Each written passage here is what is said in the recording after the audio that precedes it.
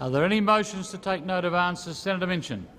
Thanks, Mr Deputy President. I rise to take note of answers given by Senators Conroy and Wong in response to questions asked by myself and Senator McDonald.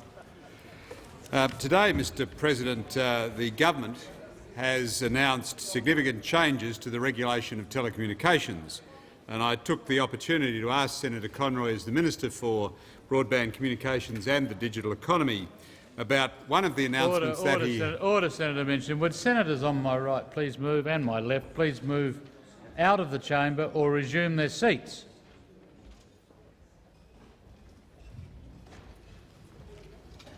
Senator Minchin. Thanks, Mr Deputy President. I asked Senator Conroy today about one of the policies that he has announced today as part of his package of telecommunications regulation changes. One of those policies is, in fact, to propose the forced breakup of Telstra, one of Australia's major corporations, a major employer and the principal provider of telecommunications in the country today. Now, one of the audacious things among many that Senator Conroy purported to convey to us today was that, in fact, the government is not proposing to force the breakup. No one believes that proposition. All the financial press today are reporting that the government is proposing the forced breakup of Telstra. That is what this government has in fact announced, and it's had a dramatic impact on the value of the company already. This announcement of the forced— Order. I've asked senators on my right to please leave the chamber or resume their seats. I can understand the whip having to move around, but not everybody else. Thank you. Senator Minchin. Thanks, Mr President. I appreciate your indulgence. This announcement by the government today of its policy of forcing the breakup of Telstra contradicts everything that the government has said to this point, whether as an opposition or as a government. It certainly contradicts what the Communications Minister said as recently as in the May estimates, what former spokesmen in this area have said. The Labor Party never told the Australian people when it went to the last election that it would sneak through, after it got elected, the forced breakup of Telstra. It has never been Labor policy to propose the forced breakup of Telstra, and indeed, as we all know, it was the Labor Party in government back in the early 90s that actually created Telstra, this company which it now says is too big and too much of a monster and has to be broken up by force of law. This is their creation. At no point since then have they dared to suggest that they would want to see this company broken up by force of law. The government will, of course, go on pretending that it's not about forcing the breakup, but it is evident from the statement made today that the government intends to hold a cannon, not merely a handgun, but a cannon at the head of Telstra to force it to behave in a fashion which this Labor government wants to dictate to it. Mr Deputy President, this is a radical and risky policy which the Labor Party has announced today. This is a company which employs 30,000 Australians. This is the Labor Party which says it professes a concern for employees. There are 30,000 in this company which are now being put at risk by this policy. There are 1.4 million shareholders, and we know that the Labor Party totally opposed the sale, but apparently this is the punishment that mums and dads of Australia who bought shares in this company are now having meted out to them by the Labor Party. And today already, within minutes of the government making this announcement, the mums and dads of Australia who own shares in this company have seen $2 billion wiped off the value of their shares by this government. This company has 9 million customers. This company is critical to the telecommunications infrastructure of Australia, but this risky, radical and careless government is now going to adopt Telstra as its plaything. And I ask Mr Deputy President, why break up this company? Why take all this risk if indeed the government is serious about building a national broadband network? The government says that it wants to borrow up to $43 billion to roll out right across Australia a whole new optical fibre network, fibre to the premises, to service 90% of Australian homes in order to provide them with a new wholesale-only fixed-line network to compete with Telstra. Now, if the problem with Telstra is that it's this so-called monopoly, which of course it no longer is as such, that we can't have and we must break it up, why on earth would you do that if you were going to build a $43 billion telecommunications network to compete with it. The question the government's got to ask today is why is it undertaking this radical and risky policy if it's serious about building this network? What we see today is the government itself implicitly accepting that its $43 billion NBN is pie in the sky. They know that this is a radical and risky proposal which they've put on the desk, that they'll never be able to raise the money, this will never be commercially viable, that there are so many questions about this NBN that it simply cannot answer, and the money that's going out the door on this NBN is unbelievable. A CEO being paid $40,000 a week to run a company which has no employees, no revenue, no customers and no nothing. Senator Farrell. Thank you, Mr President. I rise to take note and I suppose make the observation that Senator Minchin had some announcements today himself, and one of them related to the relevance of fast broadband when wireless is popular with the Australian population. Of course, Labor's policy provides both for fast broadband and for wireless. One of the things that,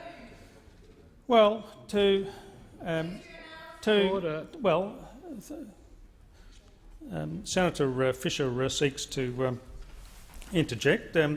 Our proposal is very clear. We're going to provide a combination of fast broadband to as much of the Australian population as we can, and those that where we can't, we will provide wireless. Now that won't take away nothing that the Labor Party is proposing to do. Nothing that the Labor Party. Yes, we keep our promises, Senator Fisher. That's what distinguishes Senator Fisher. That's what distinguishes the Labor Party from the Liberal Party. We do keep our promises, and one of the promises, Senator Fisher, one of the promises we made to the Australian people, at the last election, was that we would introduce fast broadband to this country. The 11 or 12 years that you were in government, you did nothing about this issue, but Labor is going to do something about it. We're going to introduce fast broadband to this country. This is the way of the future. If you've got children, you'll know how important broadband is to them. As soon as they get home at night, they race not to the fridge, not to the television, but to the computer. They turn on their computer, turn on the internet, they start Facebooking, or they start Twittering, or they start YouTubing. Yes, Senator Kroger, this is what they do. And this is the future for Australia. And in fact, we have politicians now, even Mr Turnbull. The Deputy President will know the Premier of South Australia is a big Twitterer. He gets involved in Twittering. But the announcement... No, he's not a twit. He's a Twitterer. There's quite a distinction. There's quite a distinction, Senator McDonald, between being a twit and Twittering. Now, as you ought to know, as Senator Ludwig points out, he comes from Queensland. He knows a lot more about you, Senator McDonald, than I do. But this is all about the future. And the future involves fast broadband. Now, that's not to say that we won't have wireless. Of course we're going to have wireless. Lots of people, maybe in Maitland, I don't know whether they get fast broadband over there, but they'd like some wireless over there. But of course, what fast broadband enables you to do is, of course, have wireless in your own house, and that's what a lot of families do. They connect to the ADSL at the moment, but they have a number of laptops, particularly the children. They have laptops at school. Thanks to our education revolution, they've all got laptops at school, and they can go home and they can access the computer, so they can download their movies or their TV programs or whatever it is that they might want to do on the internet. But of course, what our fast broadband is going to do, of course, is speed that up. we're going to speed up the access to the wireless. Now, I'm not an expert on this, Deputy President, but I understand that this new fast broadband might be up to 10 times as fast as wireless is able to provide at the moment. So, in other words, we're going to still give people the option of wireless, but enable that at a much faster speed so that people can access whatever they want to do on the internet at a very much faster speed. So we're all about choice, not about work choices. You know, we knew what work choices was all about. This is about choice: broadband, wireless, and freeing up the system that at the moment is quite restrictive. Senator Fisher. Thank you, Mr Deputy President. I rise to take note of answers given today by Ministers Conroy and Wong, and in particular Minister Conroy's answer to Senator Minchin when he had the cheek to suggest that the government's legislation of today gives Telstra choice. Minister Conroy having the cheek to suggest that today's legislation gives Telstra choice. Choice as to whether or not to structurally separate, or else we'll do it for you. That's the choice. Choose to cooperate with the government, Telstra, or we'll do it for you. The only choice left open to Telstra, says the government, is choose to cooperate. Choose to cooperate so that the government can, says Minister Conroy, deliver equivalence of access and equivalence of service to a national broadband network. So everybody will get the same. So nobody will be worse off. Sounds a bit like a promise made elsewhere by this government. That no worker will be worse off, that no business will be worse off, for example, with its award modernisation program. The same sort of promise with the same sort of underpinnings. No analysis to prove that the promise is deliverable. No analysis to prove that a promise is deliverable when it has the same competition between supply and demand.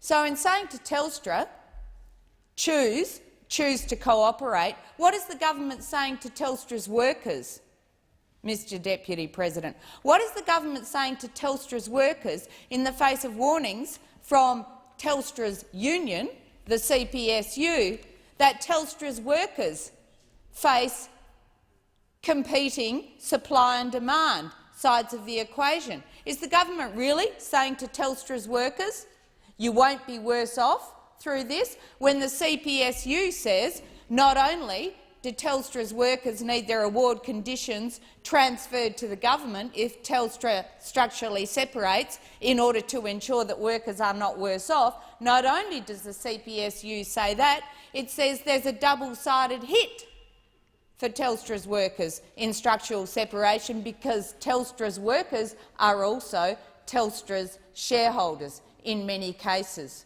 So what is the promise that the government is making to Telstra's workers? But the government and Minister Conroy knows this game. Minister Conroy knows how he can have the cheek to suggest that Telstra has a choice, choose to cooperate, because it's the same so-called choice that this government has foisted upon every other participant, every other stakeholder and would-be participant in the national broadband network.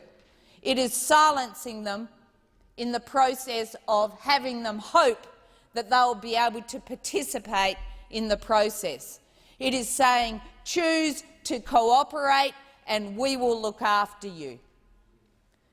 Choose not to cooperate and we will do it without you. Experts talk of the National Broadband Network as the biggest infrastructure spend ever. Mark McDonald, analyst at BBY, says few analysts have been moved to describe it as a rational investment proposal. When it comes to risk, this is about as high a risk as it gets. It's lacking in any measure of financial or commercial rigour. So how does a government get away with no cost-benefit analysis of the biggest infrastructure spend ever? No cost-benefit analysis to show who will want this thing, how they will want to get it, how much they'll be prepared to pay for it. No analysis from the government. And on the other side of the coin, no indication to consumers who will get what, when they will get it, where they will get it, how they will get it, and what price they will be required to pay for it. No, no, we have a government confident to make promises because it knows it is able to silence the would-be and should-be critics by a supposed choice. Choose to cooperate or not. Thank you. Senator McLucas. Thank you, Mr Deputy President, and I'm pleased to be able to join this Taking Note debate today, and particularly to follow Senator Fisher.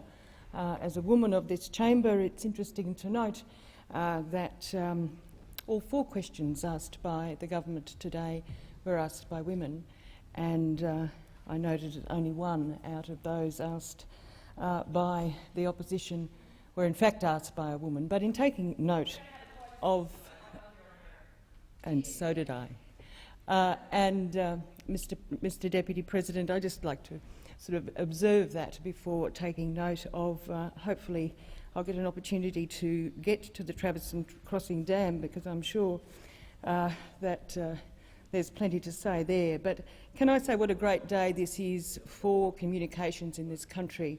I commend Minister Conroy for the work that he has undertaken over the last 18 months or so, his openness to consult, his ability to manage the enormous portfolio responsibilities that he has had, and his ability today to announce historic reforms to telecommunications regulation. The Minister for Broadband Communications and the Digital Economy, Senator Conroy, announced fundamental reforms today to existing telecommunications regulations in the interests, and this is the important thing, in the interests of Australian consumers and businesses. The reforms will drive future growth, productivity and innovation across all sectors of the economy by addressing Telstra's high level of integration to promote greater competition and consumer benefits, streamlining and simplifying the competition regime to provide more certain and quicker outcomes for telecommunications companies, and by strengthening consumer safeguards to ensure service standards are maintained at a high level and removing redundant and inefficient regulatory red tape. I think the important message out of today's announcement, Mr Deputy President, is that consumer safeguards will be strengthened. And for a person who comes from rural Australia, that is something that I know that my constituency will particularly welcome. We have had difficulty ensuring, firstly, access by rural and regional and remote Australians to telecommunications generally, broadband in particular, mobile phone services in particular, and I am thrilled that our government, the Labor government, has ensured that access to telecommunications services will be a priority wherever you live, and I'm particularly proud of that. The universal service obligation requires Telstra as the universal service provider to enable all people in Australia to have reasonable access on an equitable basis to standard telephone services, including payphones.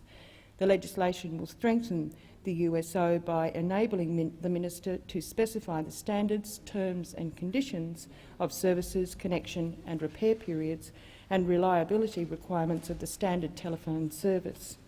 Telstra will be required to meet new minimum performance benchmarks, and failure by Telstra to meet the requirements will expose it to a civil penalty of up to $10 million. The legislation, and I welcome this as well, will also include more stringent rules on the removal of payphones and new provisions to allow people concerned about payphone removal to apply to the Australian Communications and Media Authority to direct Telstra not to remove a payphone, and failure to comply with the new rules will expose Telstra to civil penalties or on-the-spot fines. Unfortunately, I won't be able to get to the Traviston Dam question, but I certainly will listen with interest to Senator McDonald's contribution.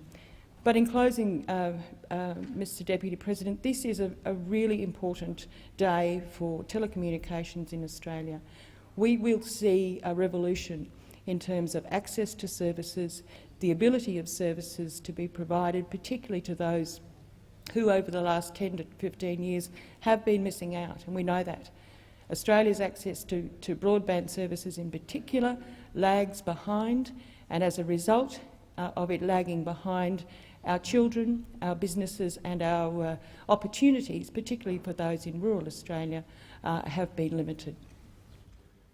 Senator McDonald. Mr Deputy President, the hypocrisy and mismanagement of the ALP knows no bounds.